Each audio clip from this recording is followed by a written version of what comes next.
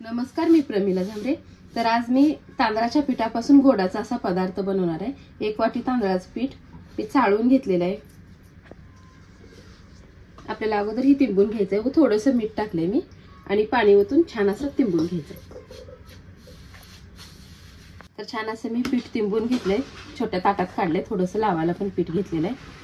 इकडे मी दूध घेतले 1 वाटी, थोडे काजू बदाम, जायफळ आणि विलायची बारीक करून घेतले।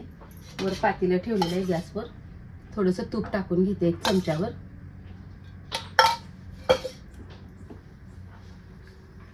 त्या तुपामध्ये काजू बदामचे तुकडे टाकून घेतले।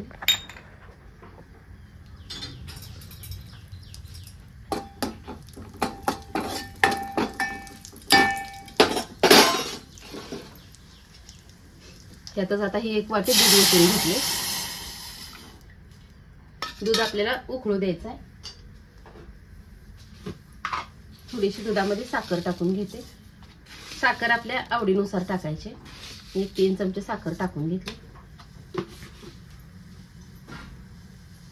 दूध आपलं छान असं उकळते तोपर्यंत विलायची आणि जायफळ बारीक केलेली टाकून घेते।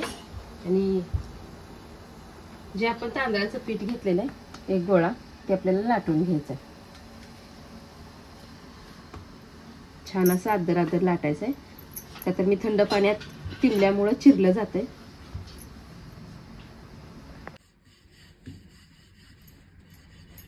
तर बघा, हे तांदळाचं पीठ असल्यामुळे असं जरा चिरलं जाते। तर खाली भरपूर पीठ ठेवायचं आणि लाटून घ्यायचं आपल्याला। छान असं मी लाटून घेतलेलं आहे।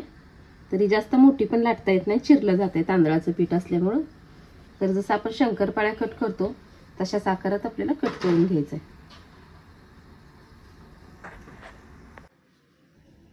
तर छान असं मी कट करून घेतले आणि वर दूध पण छान असं उकळलेलं आहे। आपण त्यात ही जे आपण कट केलेले शंकरपाळ्यासारखं आहे ते 1-1 टाकून घ्यायचं आहे, पण दूध उकळल्यानंतरच टाकायचं आहे,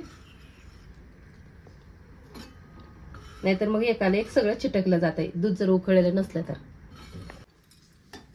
तर बघा 5 मिनिटं चांगलं शिजू दिले मी। तर बघा, ही कुठं सुद्धा आपण शंकरपाळ्यासारखे जे कट करून घेतलेले कुठं सुद्धा चिटकलेलं नाही। मी ह्याला आता एका प्लेटमध्ये काढून घेते।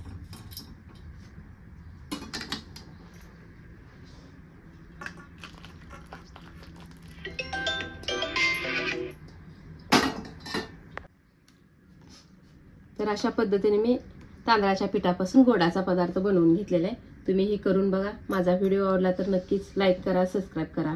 फेसबुकवर बघत असाल तर फॉलो करा।